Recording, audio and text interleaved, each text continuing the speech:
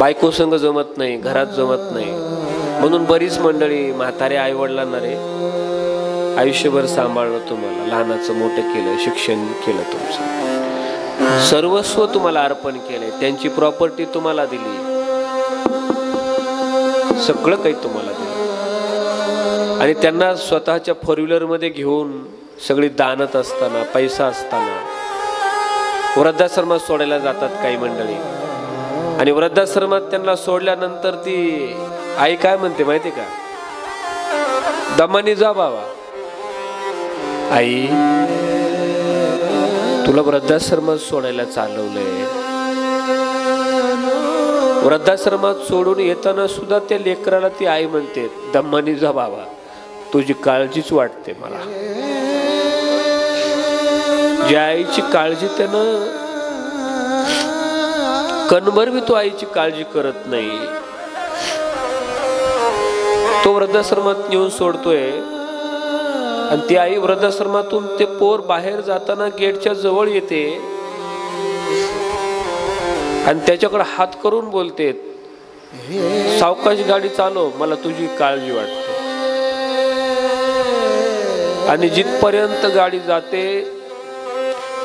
तिथपर्यंत आई त्या गाडीच्या मागे बघत राहते.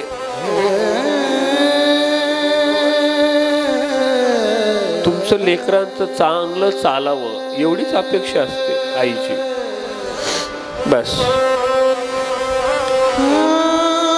तुम्ही लेकरांना सुखी राहावं यापेक्षा त्यांनी काही मागितलं नाही.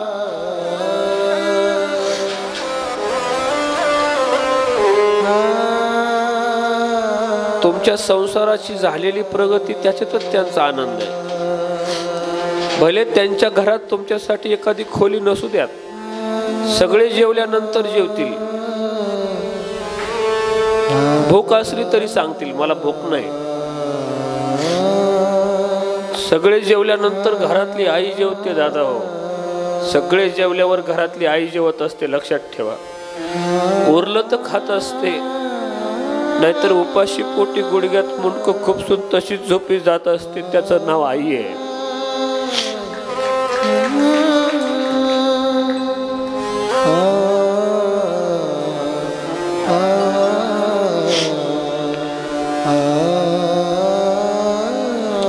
तिला वृद्धाश्रमात सुद्धा सोडल्यावरती काय म्हणते माहिती का? सुनाचं माझं जमत नाही, त्याला अडचण झाली म्हणून त्यानं मला सोडलंय, त्याची इच्छा नसेल मला सोडायची, तरी बी ती लेकराची बाजू घेतेच. पोरग दारू पिऊन पडू द्यात, लोकांनी आईला येऊन सांगू द्या तुमचं पोरग फार दारू पितो आई. ती काय म्हणते माहिती का? ते तसं नाही, पण नादानं पेला असेल कुणाच्या, त्याच्याकडून एखादा गुन्हा होऊ द्या त्याच्याकडून एखादा. आई काय म्हणते, चुकला असेल लेकरू ये,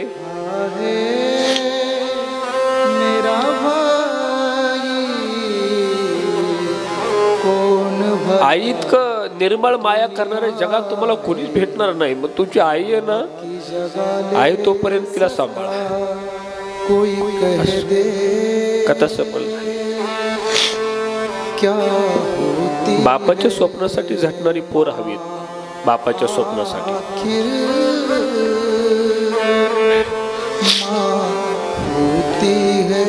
लहानपणीपासून 2 भावाला सोबत मोठं केलं आईनं. तिच्या मनात सगळे लेकरं सारखे. 2 भावाला आई मोठं करते. दोन्ही पोरांचं लग्न होतं आणि सुनांचं जमत नाही म्हणून वाटण्या करण्याचा विषय घरात निघतो. आई एकटी घरात जाऊन रडत बसते. आई एकटी घरात जाऊन रडत बसते. काय म्हणते पोरांना माहितीये का?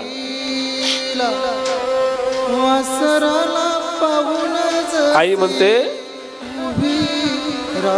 एकत्र होतात तर बरं होतं रे.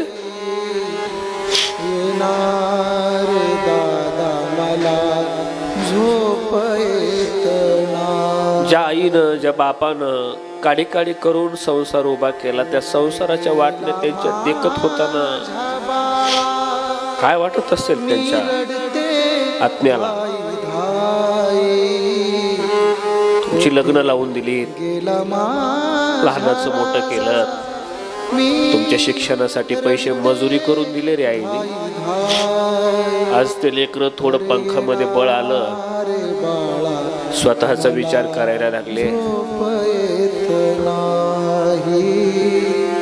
येणार पिल्या मला झोप येत. माझी कथा सफल झाली. फक्त आई वडील दुखू नका बस. जिजाऊ मासाहेबांसाठी महाल बांधला होता माझ्या राजानं. शहाजीराजांचं स्वप्न साकार केलं होतं माझ्या राजानं. पुरंदरच्या तहाच्या नंतर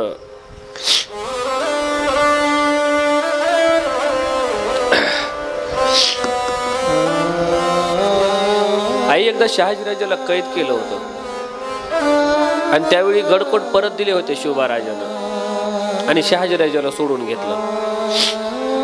शहाजीराजे बोलले माझे मायबाप पाहिजेत मला. स्वराज्य हे स्वप्न त्यांचं आहे. शहाजीराजाला ओलीस ठेवलं होतं, सोडून घेतलं.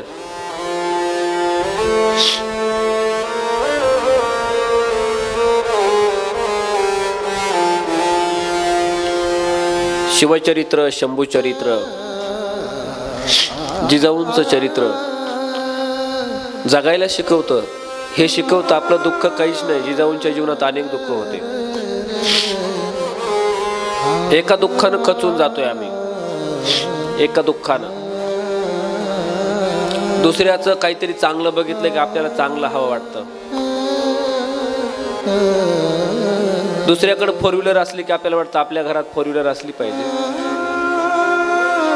पण अशी काही माणसं आहेत या जगात ज्यांना फोर व्हीलर सोडा साधी मोटरसायकल नाही, मोटरसायकल सोडा साधी सायकल नाही, सायकल सोडा हो साधी चप्पल घालायला नाही, चप्पल सोडा अशी माणसं आहेत ज्यांना पायच नाही.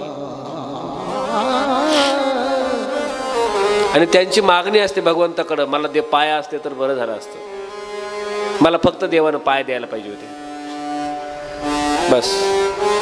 काही लोकांना हातच नाही, काही लोकांना डोळे नाही आहेत. सगळं दिलंय आपल्याला आणि देऊन त्याचा उपभोग घेता येत नाही, त्याची किंमत नाही. माणसाला जे मिळालं त्याची किंमत नाही.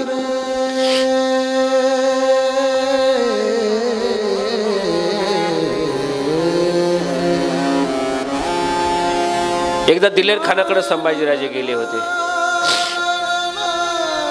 शिवबाराजांचाच डाव होता, तू दिलेरकडे जा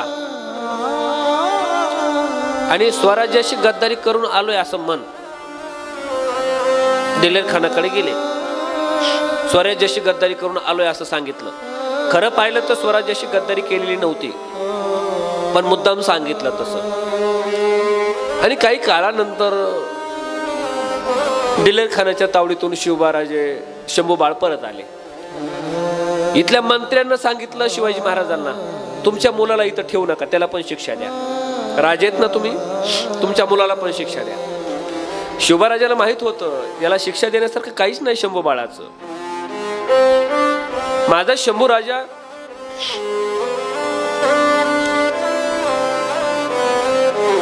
वीस 22 वर्षाचा शंभू बाळ त्यावेळी झाला होता. 20-22 वर्षाचा शंभू राजा झाला होता.